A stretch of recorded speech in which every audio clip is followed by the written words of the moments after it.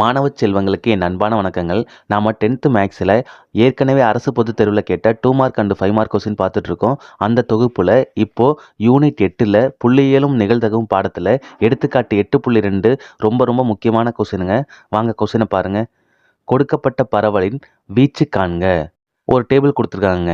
Age இயர்ஸ்லேயும் அப்புறம் ஸ்டூடெண்ட்ஸோட strength கொடுத்துருக்காங்க. பாருங்கள், 16லேருந்து 18 0 எண்ணிக்கையில் தான் மாணவர்கள் இருக்காங்க. அடுத்தது 18லேருந்து 20 4 பேர் இருக்காங்க. 20லேருந்து 22 வயசு உடையவங்க 6 பேர் இருக்காங்க. 22லேருந்து 24 உடையவங்க 8 பேர் இருக்காங்க. 24லேருந்து 26 வயசு உடையவங்க 2 பேர் இருக்காங்க. அடுத்தது 26லேருந்து 28 வயது உடையவங்க 2 பேர் இருக்காங்க. இந்த சம்முக்கு நம்ம வீச்சு கண்டுபிடிக்கணுங்க. அதாவது ரேஞ்சு கண்டுபிடிக்கணும். சரிங்களா? நமக்கு தெரியும்.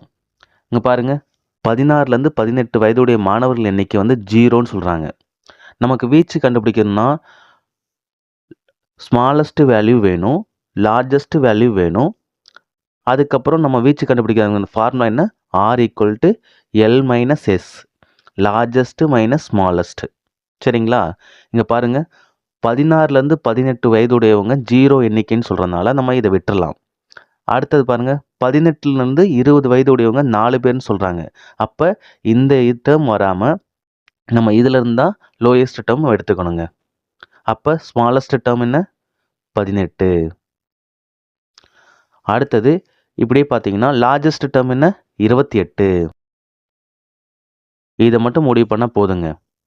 இப்போ பாருங்கள், லார்ஜஸ்ட் என்ன? 28 மைனஸ் ஸ்மாலஸ்ட் என்ன? 18. 28 மைனஸ் 18 10. அப்போ ரேஞ்சு 10 வருடங்கள். இதே போல் நம்ம சேனலில் ப்ரீவியஸ் இயரில் கேட்ட முக்கியமான சம்மாக ஒர்க் அவுட் பண்ணிக்கிட்டு இருக்கோம்.